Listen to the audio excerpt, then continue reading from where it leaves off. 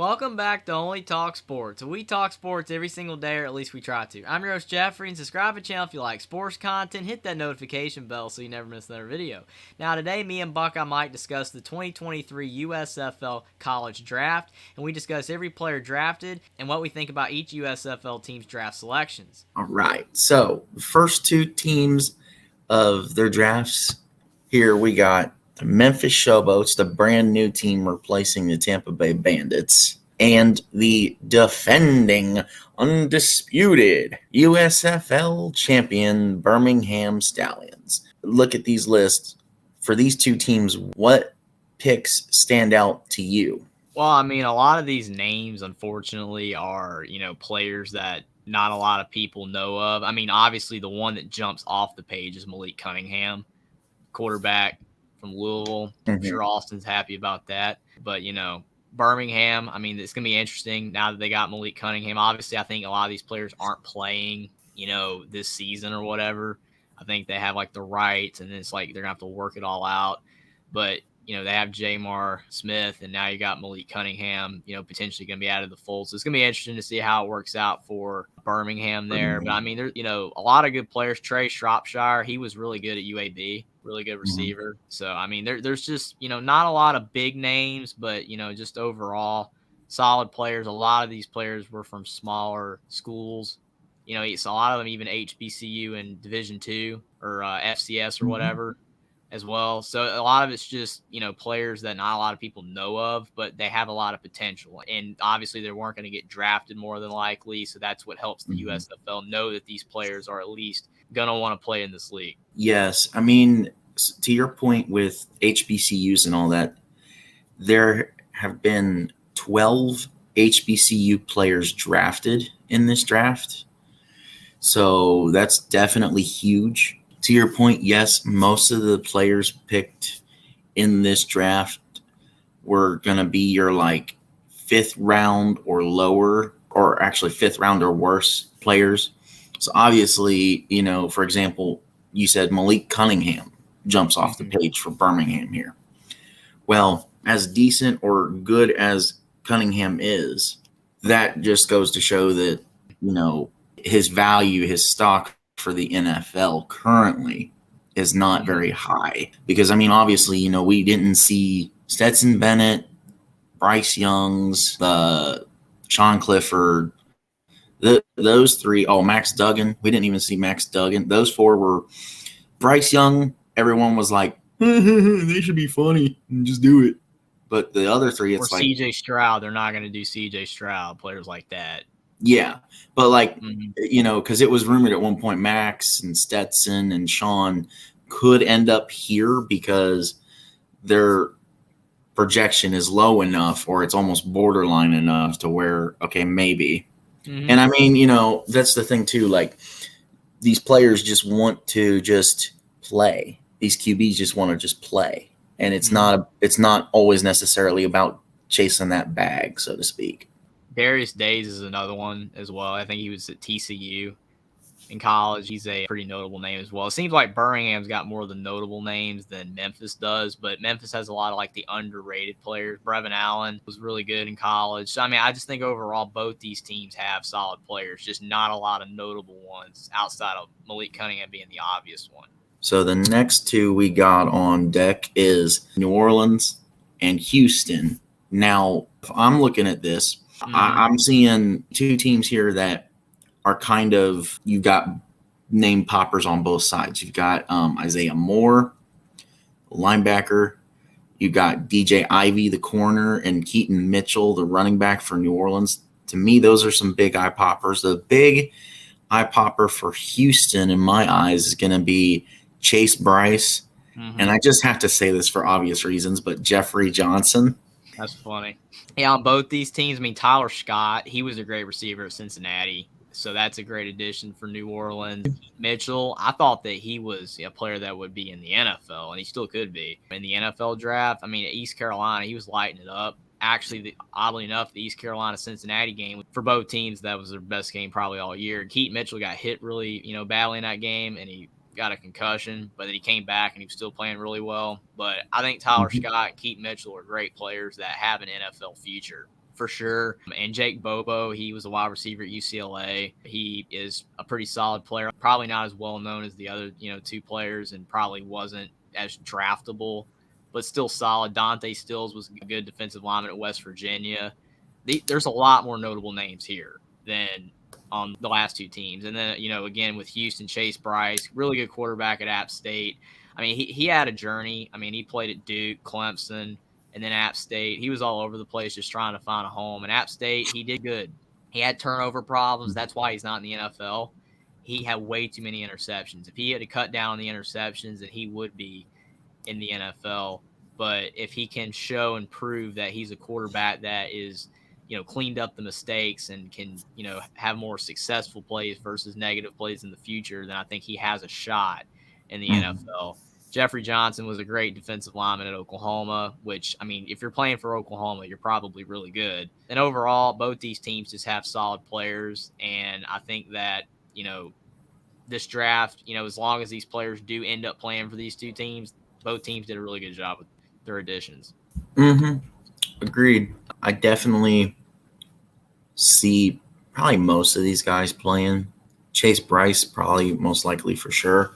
And with the Chase Bryce pick, they did fill a hole that was desperately needed for Houston. So our next two are the Pittsburgh Maulers and the Michigan Panthers. Now, if we look over the list here for Pittsburgh, you've got Lindsey Scott Jr. at quarterback. You've got CJ Turner at wide receiver. For me, other than that, I'm not seeing a name on Pittsburgh that pops out. And for Michigan, Santrell Latham, I think, a name that kind of pops. Jim Okorafor, Michigan's 9th round pick there, for me kind of pops out. Definitely heavily needed on the O-line, and the dude is just massive and just a beast at the offensive line. Oh, I almost completely forgotten. I'm looking right at it. The big pickup for Michigan is that round 2 pick, Tanner Morgan. Yeah, I think overall, you look at these two teams, I think getting Lindsey Scott Jr. for the Maulers is an interesting pick. He played at Incarnate Word, which I think is, interesting. It's an FCS program. And oddly enough, Cameron Ward, who is now at Washington State, at quarterback, also played at Incarnate Word. So, I mean, they obviously have some pretty good quarterbacks at that school, which is awesome. And like you said, CJ Turner, that's a good addition.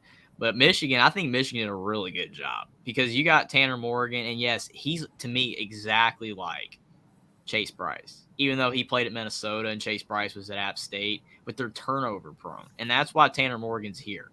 If Tanner Morgan, he was able to go to the draft or could have gone to the draft or whatever, just chose to after that 2019 season, I don't know if he was eligible that year. After that year, he would have been a pretty hot pick because he was throwing the ball to Rashad Bateman. I mean, they were lighting it up that year, and that's when Minnesota beat Auburn in the Peach Bowl or Citrus Bowl, one of those bowl games like that. So overall, Tanner Morgan was a quarterback, had a great season, and then he just kind of declined. And part of it was because his offensive coordinator left after that season, and Minnesota did not have the weapons on offense that they used to have.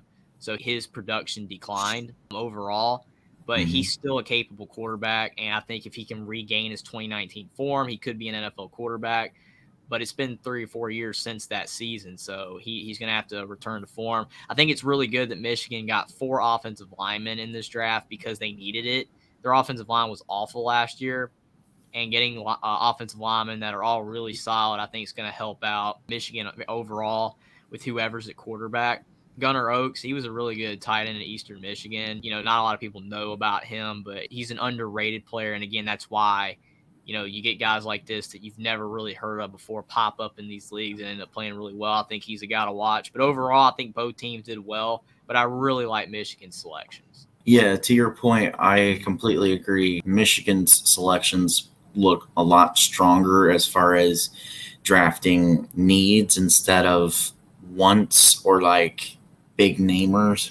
But yes, the fact that Lindsey Scott came from Incarnate Word, definitely that's huge for Pittsburgh to do that. And hopefully he does get some time. I'm sure he won't be the starter, which stinks. But, I mean, if he gets a chance to prove himself, definitely go out and prove yourself. But Yeah, I mean, great drafts overall. Definitely, if we graded this, I would grade Michigan's better for sure, like you said. But still, overall, just great for these two. So the next two that we've got are the New Jersey Generals and the Philadelphia Stars. Now, here we go. Now we're starting to get bigger names here. Adrian Martinez at New Jersey, for sure. Huge. Jermaine McDaniel Jr., edge rusher. That's got to be big. J.J. Holman for New Jersey. You look at Philadelphia, I'm not really seeing much, but what's your take on these two? Well, I mean, you look at, obviously, like you said, I mean, Adrian Martinez is going to, pop off the page because everybody remembers him at Nebraska and just waiting for him to break out and, potentially be the best quarterback or at least one of the top quarterbacks in the Big Ten. It never happened. And a lot of it was for a lot of different reasons. Poor offensive line play for Nebraska. They're snapping the balls over his head. Poor play calling, and he was turnover prone himself. And overall, just was a mess at Nebraska. He transfers to Kansas State, and he does better, but he still struggles because he got benched for Will Howard midseason. So I thought he played better at Kansas State, but it wasn't good enough for him to keep starting job. So again, he's going to have to, find consistency in this league if he's going to be, a potential NFL quarterback because the talent's there, the athleticism's there. It's the consistency that's the problem for Adrian Martinez. And I mean, you look at some of the other players. I mean, Adam Corsack, great punter at Rutgers. And, you always want a good punter. I know a lot of people don't like drafting a punter because it's like, why are you drafting a punter? You could just get him after the fact. But if you like a punter and you need it and he's really good, then I think it's still a good pick, even though you usually apply drafting, skill position players over a punter. But I think that's a good pick. They also picked a long snapper out of Purdue and Nick Zacchino. That's an interesting pick as well. Again, why are you drafting a long snapper? A lot of people would say. But if he's really good at what he does, I don't see an issue with it, because at least it shores up those positions where you're not going to have problems there. And then with Philadelphia, I mean, Jose Ramirez was a really good defensive end at Eastern Michigan. So, I mean, even though, again, kind of like a lot of these other picks, like Gunnar Oaks, also from Eastern Michigan, not a big name. Not many people know who they are, but they were really good. The MAC does have good players. You just have to find them. Truman Jones is a good defensive end. Overall, I think both teams did a solid job. Not as many big names here.